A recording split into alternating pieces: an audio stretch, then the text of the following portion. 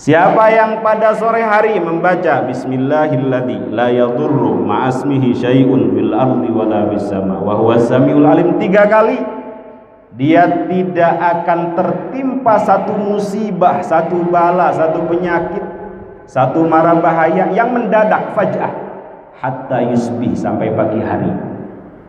Kenapa kira-kira Pak? Karena dia mengawali sorenya, mengawali malamnya dengan menggantungkan diri kepada Allah Subhanahu wa taala. Wa man qalaha hina yusbih 3 marrat lam tusibhu faja'atu bala'in hatta yumsi. Siapa yang baca doa tadi 3 kali pada pagi hari ini, mudah-mudahan udah baca semua Pak ya, dia tidak akan tertimpa satu musibah, satu bala, satu penyakit yang mendadak sampai sore hari. Jadi kita harus mengawali hari kita dengan sesuatu yang baik.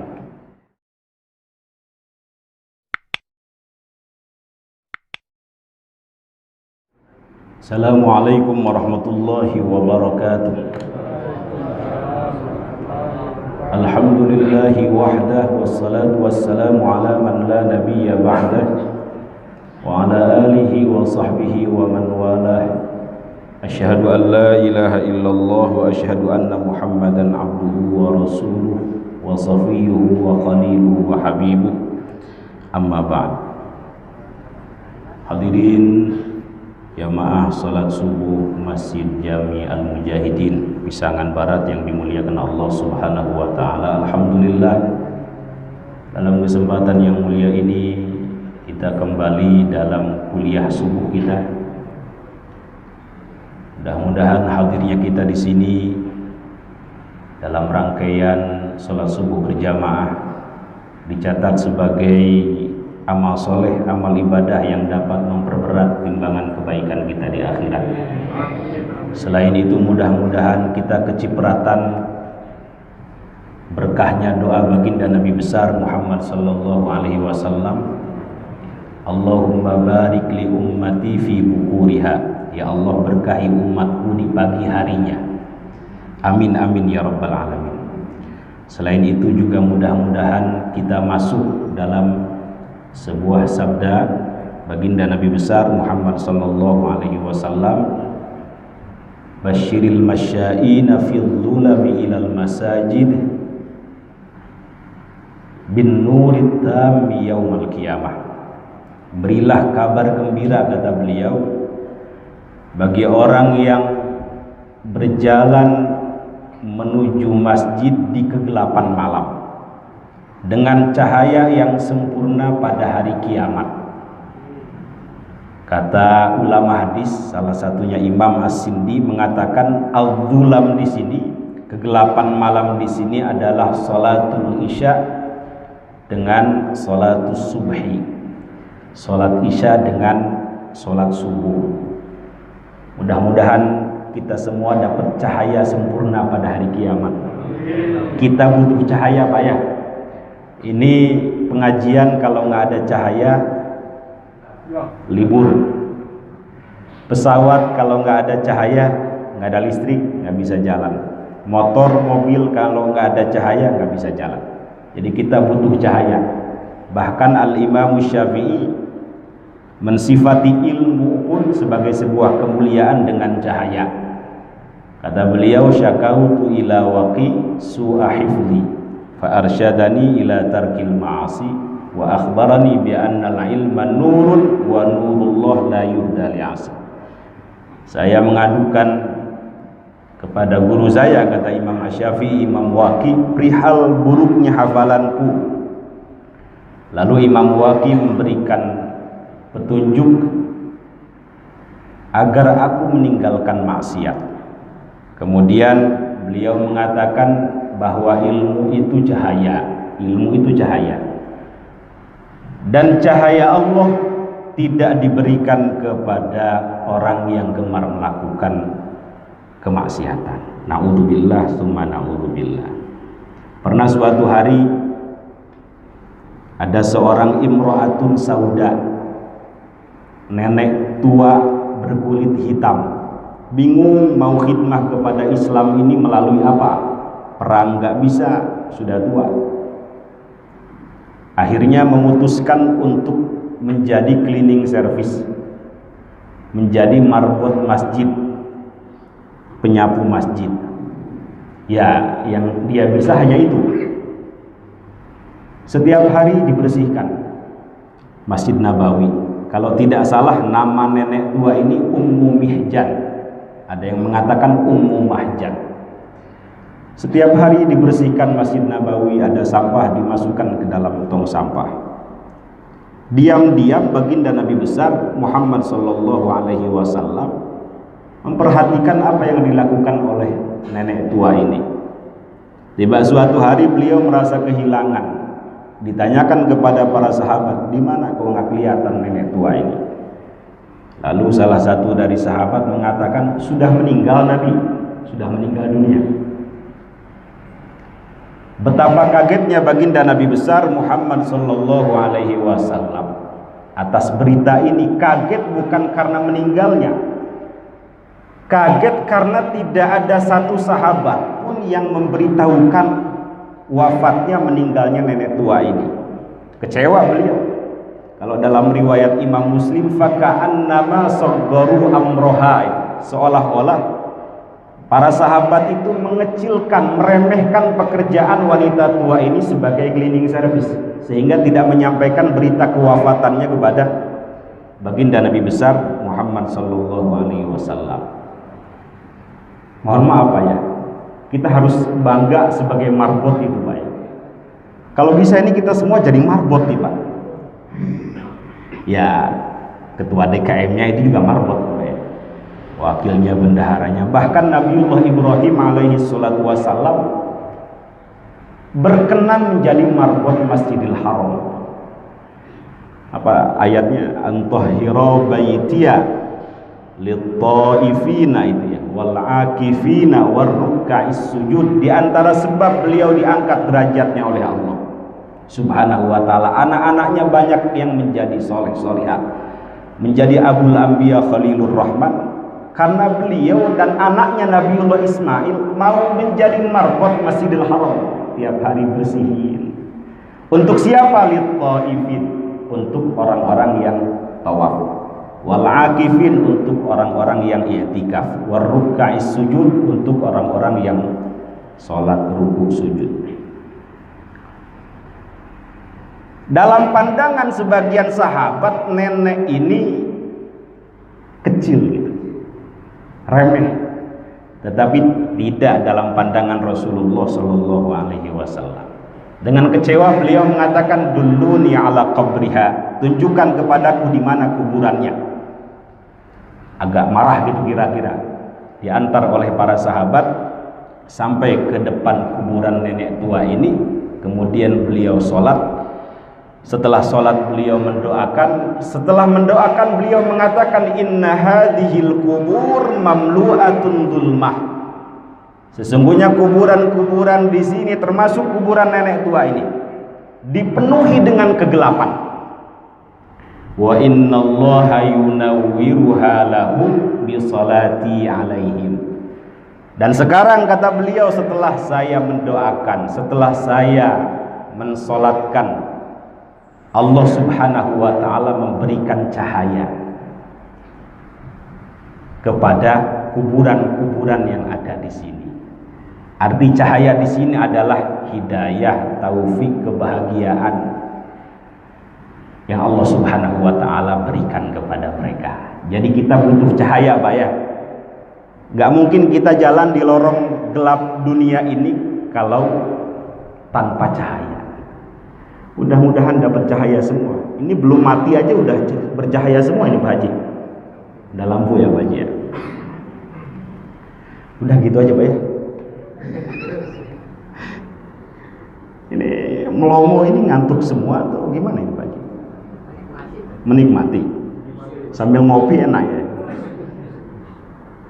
Ya Allah. Saya ingin menyampaikan satu kalam hikmah. Ini baru muqaddimah tadi. Dari seorang ulama besar kelahiran Mesir, Al-Imam Ibnu Athaillah As-Sakandari namanya. Beliau mengatakan begini Pak, min alamatin najahi fin nihayat ar-ruju ilallahi fil bidayat.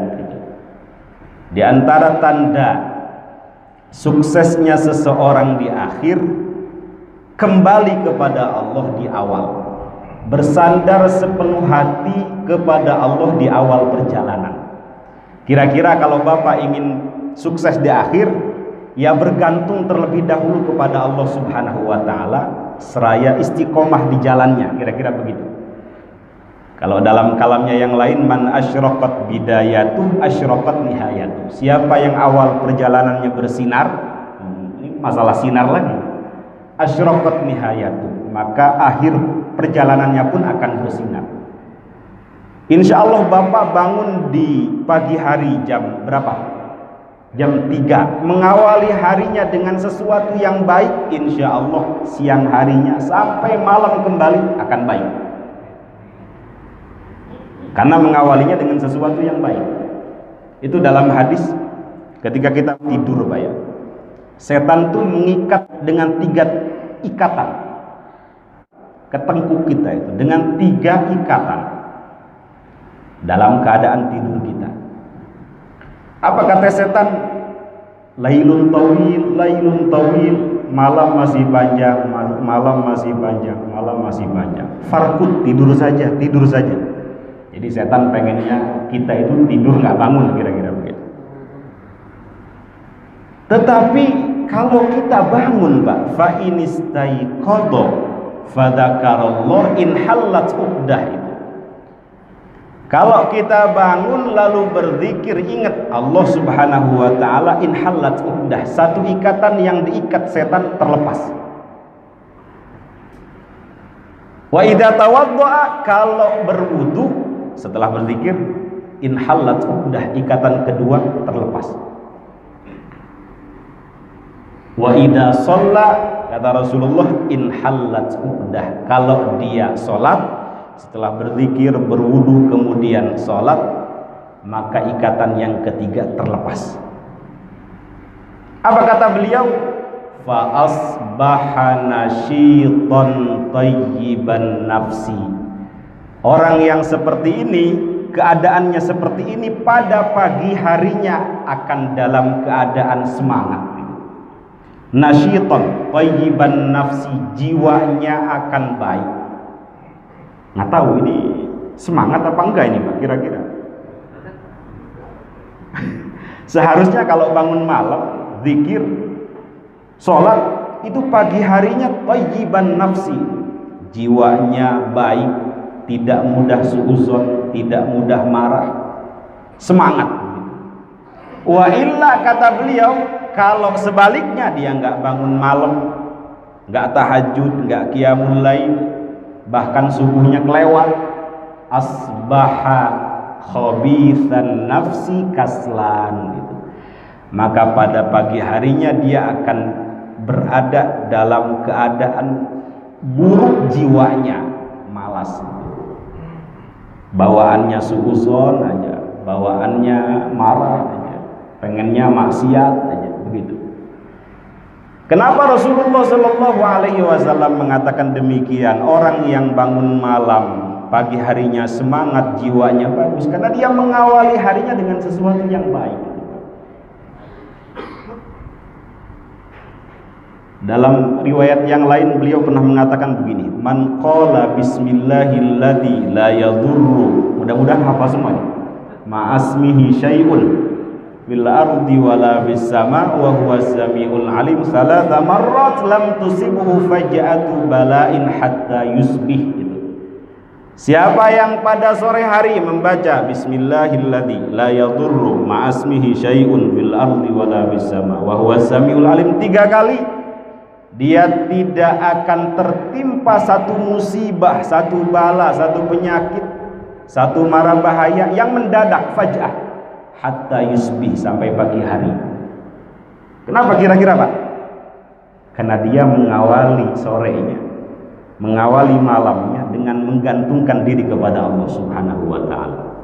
Wa man qalaha hina yusbih 3 marrat lam tusibhu faja'atu bala'in hatta yumsi. Siapa yang baca doa tadi 3 kali pada pagi hari ini, mudah-mudahan dia udah baca semua Pak ya, dia tidak akan tertimpa satu musibah, satu bala, satu penyakit yang mendadak sampai sore hari ini.